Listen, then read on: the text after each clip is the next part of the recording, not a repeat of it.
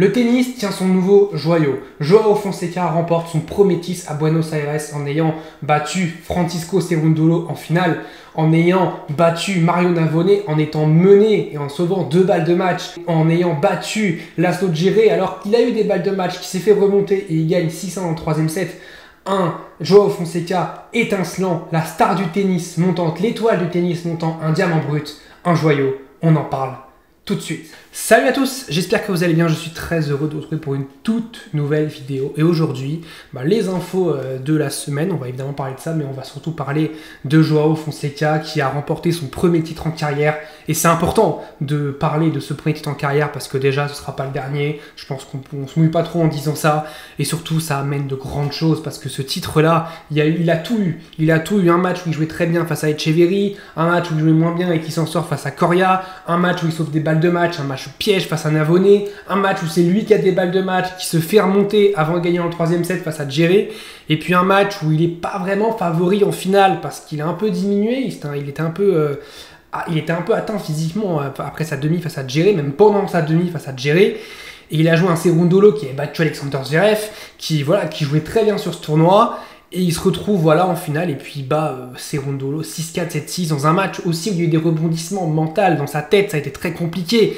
Il sert pour le match à 5-4, il n'y arrive pas. Il sert pour le match à 6-5, il n'y arrive pas. Et puis il fait un tie-break parfait, il termine sur un coup droit gagnant étincelant. Il a été vraiment énorme sur cette semaine et c'est incroyable parce qu'en plus, ce que je suis en train de dire, c'est qu'aussi il n'était pas en surchauffe. C'était pas un tournoi où il était en surchauffe. Non, il a été à un niveau normal pour Joao Fonseca et c'est déjà fou. Il a déjà un niveau de fou à 18 ans. Il a un mental aussi de fou parce que ce qu'il fait face à Navone, on va revenir sur ça, mais ce qu'il fait face à Navone, c'était assez phénoménal. Et puis on voit à la fin cette émotion quand il remporte ce titre. C'est beau, c'est magnifique et il le sait. Voilà, il a dit que son rêve c'est de jouer au tennis. Il joue au tennis et c'est très bien pour le tennis sud-américain d'avoir sa pépite parce que on est surtout maintenant dans un sport qui est tourné vers l'Europe où c'est beaucoup d'Européens qui réussissent. On parlait du Big Four, même du Big Four, c'est que des Européens.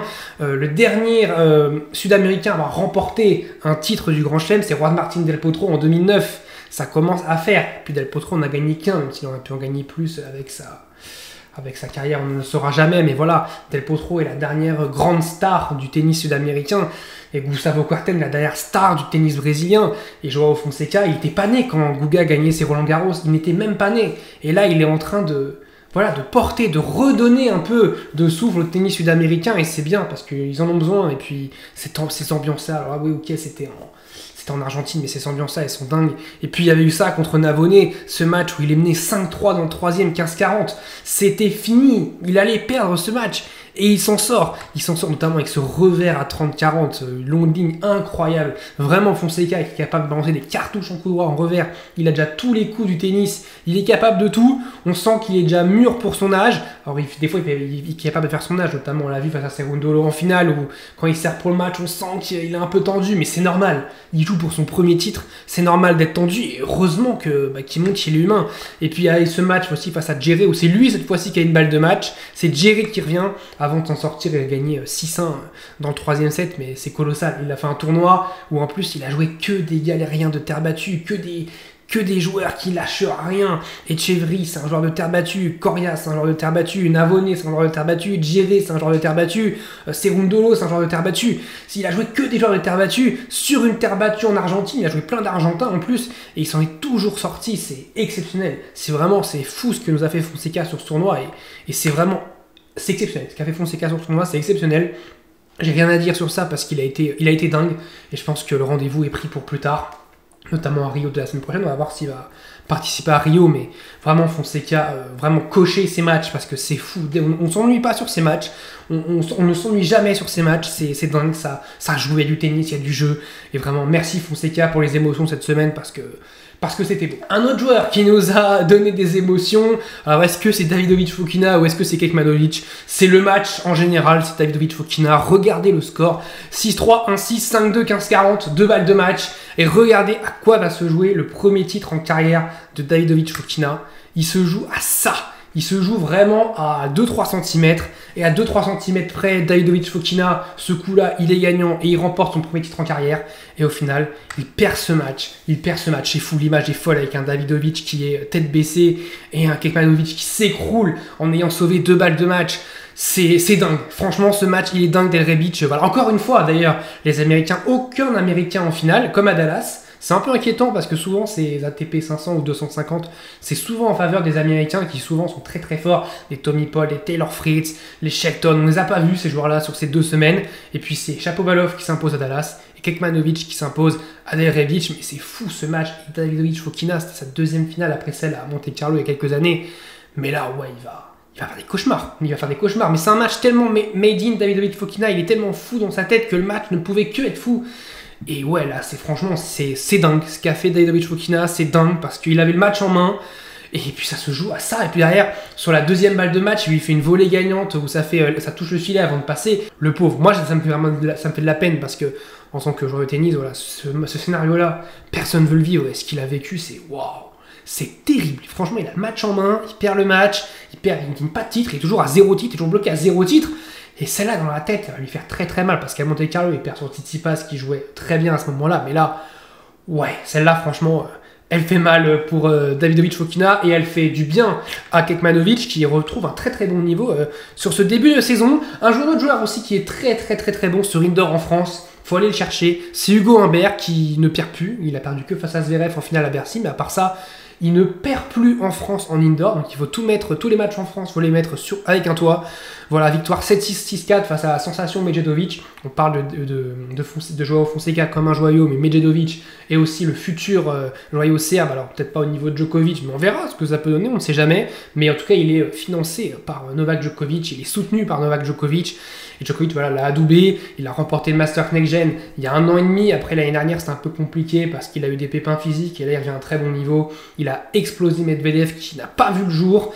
Et là, voilà, il est match piège face à Humbert. Il a quand même balle de 7 dans le premier set, Medjedovic, même si Humbert sert pour le 7 à 5-4. Medjedovic revient, il a balle de 7 à 6-5 avant de perdre le tie-break 7 points à 4. Et puis il perd, voilà, il se fait breaker dans le pire jeu possible, le dernier jeu. Et Humbert, voilà, qui s'en sort et qui remporte encore un titre. Back-to-back à Marseille, franchement, c'est top pour Humbert qui ne fera sans doute pas Doha. Il veut savourer son titre et puis se préparer pour Dubaï. Il a aussi un titre à défendre à Dubaï. Donc ouais, franchement, super Hugo Humbert. C'est bien d'avoir un Français qui gagne des titres. On ne le dit pas assez, mais franchement, c'est bien. Et puis voilà, le tennis français masculin, pas féminin, masculin qui se porte bien. C'est bien. Maintenant, la prochaine étape, ça va être de réussir dans les Masters 1000 et les grands chelems. Il a fait finale à Bercy, mais il va falloir voir sur le dur extérieur américain à Indian Wells et Miami ce que ça peut faire parce que ouais, franchement, là, on va l'attendre. On va commencer à avoir des attentes un peu plus élevées sur Hugo Humbert parce que ça commence quand même à devenir de plus en plus régulier, mine de rien. On en parle vite fait. Alors, le tournoi de Doha, j'en parlerai pas dans cette vidéo parce qu'on en a parlé dans la vidéo d'hier, donc vous pouvez aller la revoir. Là, c'est sur le tableau de Rio, vite fait. On a encore Zverev. Alors, Zverev, c'était plein du public en Argentine. Je trouve ça quand même, voilà. Enfin bref, quand tu vas en Argentine et que tu joues un Argentin, tu sais que c'est comme des pâtes à la carbonara, tu auras des lardons. Si tu te plains qu'il y ait des lardons, c'est pas normal. Si tu te plains que les Argentins, ils soutiennent un Argentin, qu'est-ce que tu veux que je te dise? Donc là, voilà, il joue au Brésil, on va voir si dès qu'il joue un Brésilien, s'il pète un câble. Moi, avec Zverev, franchement, là, s'il va en Amérique du Sud et qu'il se plaint du public... Bref, je comprends pas. Musetti, on va voir parce qu'il était blessé. Il a déclaré forfait face à Martinez à la semaine dernière à Buenos Aires. Donc on va voir ce qui se passe. On a évidemment Fonseca qui est là, spécial exemple. On va voir s'il fait le tournoi. On va voir s'il continue, s'il arrive à enchaîner. Alex Müller, bonne chance pour lui. Il peut jouer Corentin Moutet aussi au second tour. Ce serait sympa, hein, Fonseca Moutet, j'aimerais bien. Ce serait cool. On a Francisco Cerundolo aussi. On peut avoir un Cerundolo face à Fonseca en quart de finale. On peut avoir un Fonseca face à un Zverev en demi. Ouais, c'est quand même un tableau qui est moins sexy qu'à Doha, mais bon, on a quand même beaucoup de joueurs, encore une fois, comme à Buenos Aires, beaucoup de joueurs, mais in terre battue, hein, ça va jouer, il y a des joueurs comme ça. Hein. Voilà, bref, voilà, c'est un tournoi toujours sympathique, hein, ces ATP 500 et ATP 250, voilà, en Amérique du Sud, il faut en profiter parce que ça va sans doute bientôt disparaître avec le tournoi qui va arriver en Arabie Saoudite, sans doute le Master 1000, voilà, donc il faut en profiter de ces tournois-là.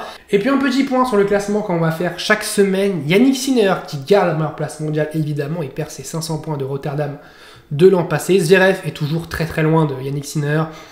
Alcaraz, Fritz, Ruud, bonne opération de Medvedev, qui avec sa demi-finale gagne 2 places, mais c'est très serré, Djokovic 7ème, de Minor 8ème qui perd ses points de la finale de Rotterdam de l'an dernier. Donc voilà, il était 6ème une semaine, il perd 2 places, il se retrouve 8ème.